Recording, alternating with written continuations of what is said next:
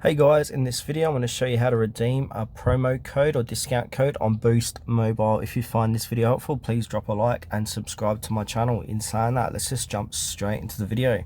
Alright, so for this demonstration, I'm going to open up any web browser, go to Google and type in Boost Mobile.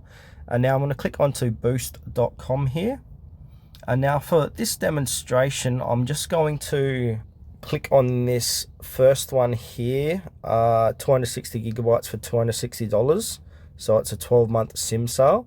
So I'm gonna click on buy now, click into this, and now I'm gonna add it to my cart. Click on buy a SIM. And now this should send me to the order page. Here we go here.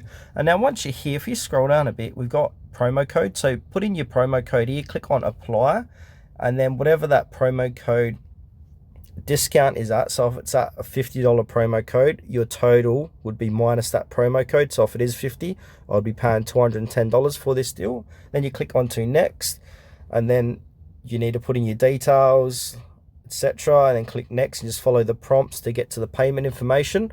And yeah, you can make your purchase with using your promo code to save some money.